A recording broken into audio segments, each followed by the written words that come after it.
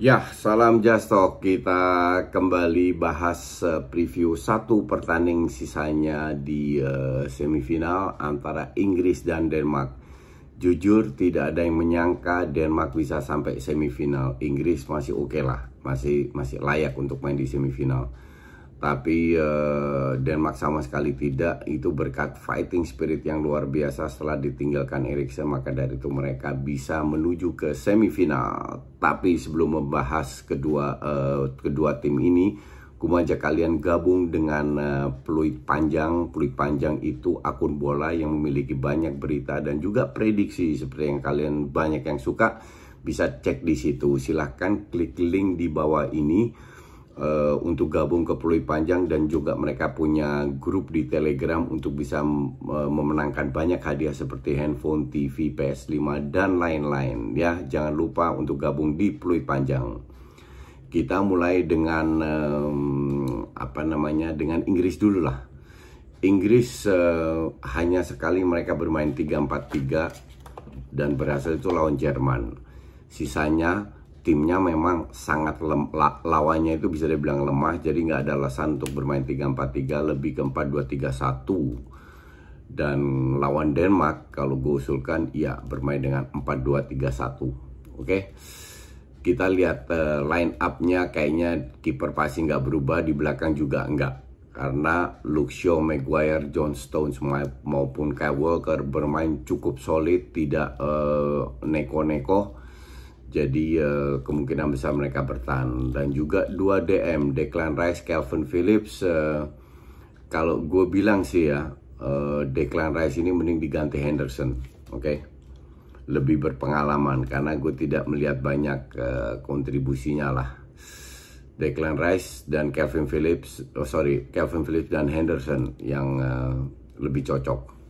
Nah, 3 depannya, nah ini yang tanya Mason Mount, walaupun kemarin sering gak kelihatan sama sekali, tapi tetap dipertahankan karena dia punya shootingan yang sangat keras. Atau kalau enggak, Bukayo Saka bisa bermain di situ. Gue nggak tahu dia cedera atau enggak ya, harusnya sih enggak ya. Jadi iya, Bukayo Saka cedera masih doubtful. Jadi kalau gue bilang kalau sana Mason Mount pengen disingkirkan, yang gantikan cocok Bukayo Saka. Di kiri kemungkinan besar Sterling. Nah di kanan itu bisa Foden, bisa juga Sancho, bisa juga Saka. Kita nggak tahu. Jadon Sancho itu dalam 90 menit mungkin hanya 1-2 action yang gue lihat. Sisanya hilang, tenggelam, atau seringkali kehilangan bola. Jadi untuk gue dia lebih cocok dihargain 20 juta daripada 90 juta. But anyway, apakah dia layak diberi kesempatan? Kalau Saka fit, dia sudah terbukti cocok dengan pemain ini, dengan sistem ini. Kenapa tidak menurunkan Saka dari awal? Terus di depan ya jelas Harry Kane. Harry Kane lagi on fire di grup stage, nggak cetak gol, tapi habis itu dia cetak gol di 2 pertandingan, dia cetak gol. Kemarin cetak 2 gol. Dan intinya kepercayaan diri dia itu sudah meningkat. Itu yang dibutuhkan. Kemarin dapat assist dari Luke Shaw kalau nggak salah ya. But anyway, 4-2-3-1 ini sudah cocok ketemu dengan Denmark ya. Inggris ini nanti kita bahas itu deh permainannya. Kita bahas Denmark dulu, line up-nya. Nah, Denmark bermain dengan 3-4-3. Tapi 3-4-3-nya dengan 1 striker, Damsgaard di area kanan, Braithwaite di area kiri. Braithwaite ini katrok banget ya. Gue bilang kalau dia ketemu dengan tiang listrik, dia dilewatin sama tiang listrik. Parahnya minta ampun.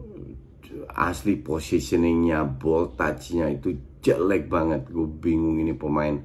Dan dibuang dari Ahmad, mau dijual sama Barca, nggak mau pula. Semoga dia ke Spurs. Spurs kan butuh striker karena Harry Kane kemungkinan besar cabut. Tapi kalau gue jadi pelatihnya, gue nggak akan turunkan. 3-4-3 nggak ada masalah. Dengan Vestergaard, Kjær, dan Christensen di belakang cukup solid. Mereka punya kuat dengan bola atas. Terus Male di kiri dan Larsen di kanan nggak akan berubah. Delaney dan Højbjerg nggak akan berubah juga. di depan, kalau gue jadi pelatihnya sih itu, gue akan pasang 2 striker, yaitu Kasper Dolberg sama si Yussuf Poulsen. Oke. Nah, di belakang 2 striker baru seorang Damsgaard. Damsgaard ini pemain muda yang punya skill, yang punya speed.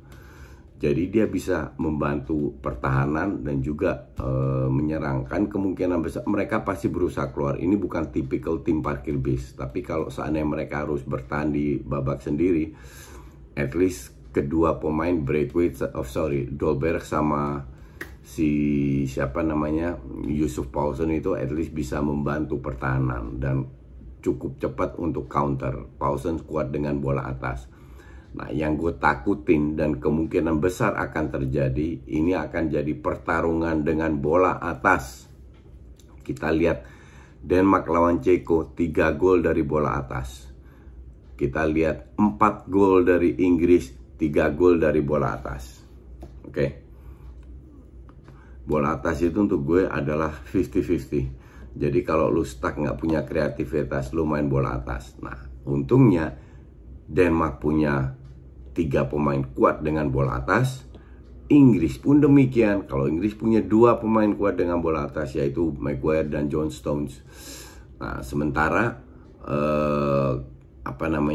kalau seandainya ada Dolberg dan Yussuf Poulsen main, mereka itu cukup mobile, bisa merusaklah pertahanan Inggris. Sementara di Inggris Harry Kane itu harus diwaspadai. Maka dari itu gue takutnya ya, ini akan banyak serangan dari permainan pragmatis, serangan dari sayap. Nah, Inggris bermain impresif itu lawan Jerman dan Ukraina.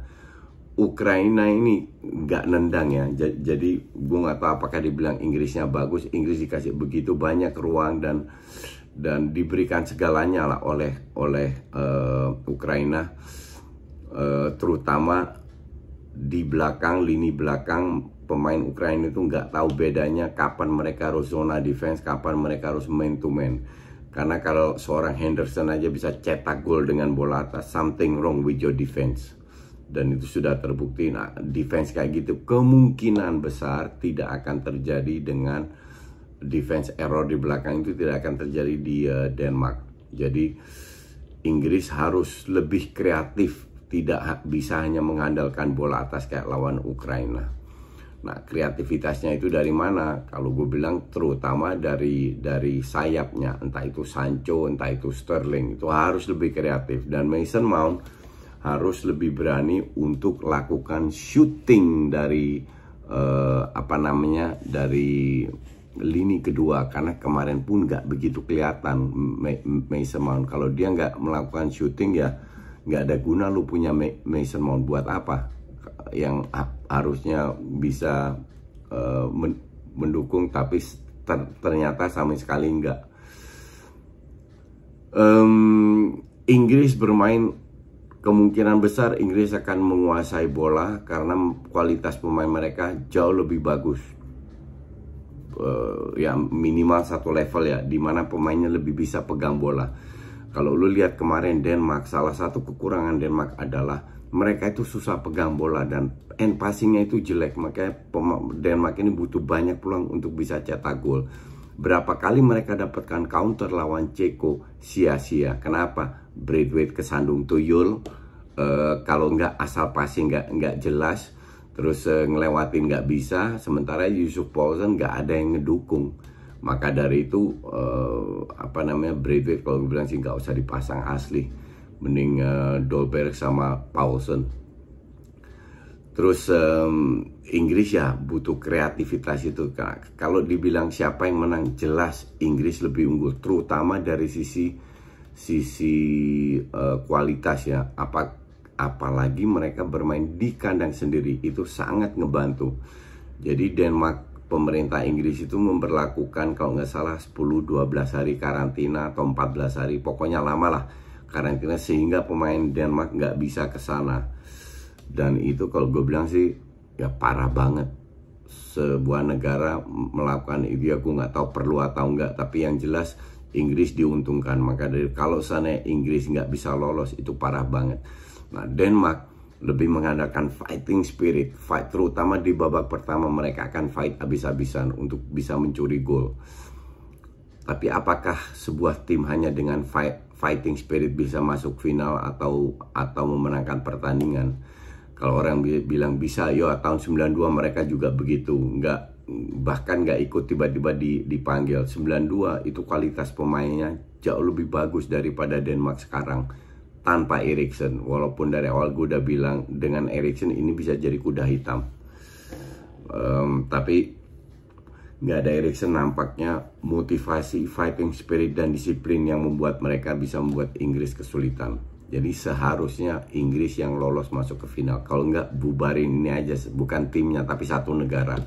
They will never get a chance ketemu tim yang mediocre di sebuah semifinal. Mereka harus memberikan segala untuk final. Di sini akan kelihatan strateginya dari si Southgate, apakah dengan pergantian pemain atau apa strateginya bisa berubah atau enggak loh untuk bisa memenangkan pertandingan ini.